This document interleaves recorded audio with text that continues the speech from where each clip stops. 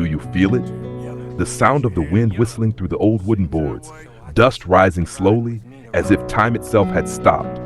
But don't be fooled. Something's different. Because when everything feels too calm, that's when the story starts to change.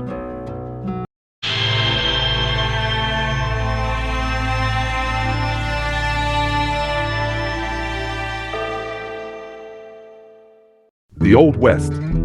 It didn't die in a gunshot. It didn't end in a duel at sunset. It was suffocated slowly until nothing was left but dusty memories.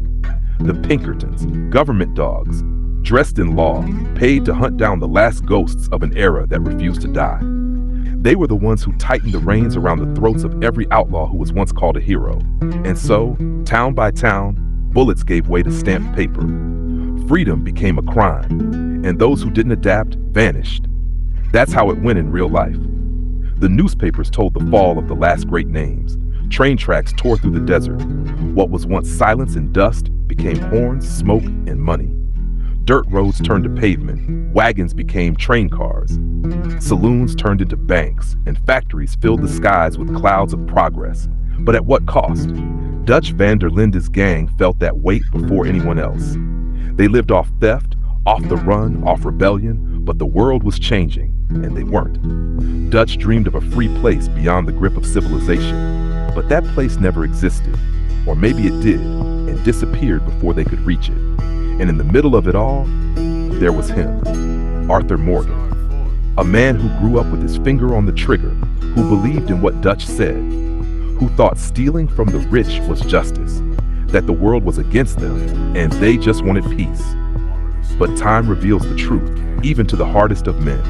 Arthur changed, not all at once, slowly, through the losses, through the lies, through the mistakes that could no longer be justified. He realized that life, that freedom was an illusion, that Dutch's dream was killing innocence. And maybe he could still do something good. Arthur tried to protect those he loved, tried to save those who could still be saved, tried to be a good man, even if only at the end, even if no one saw it, even if no one remembered. But maybe that was already enough. Maybe in the middle of the chaos, he made the world a little less worse. And that's what marks the end of the Old West.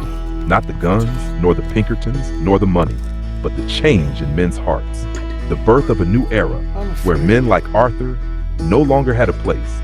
But if you stop and really listen, deep down, way down, you might still hear the sound of a lone horse riding off into the unknown, carrying the weight of an era and the hope that even at the end, there's still time to be someone better.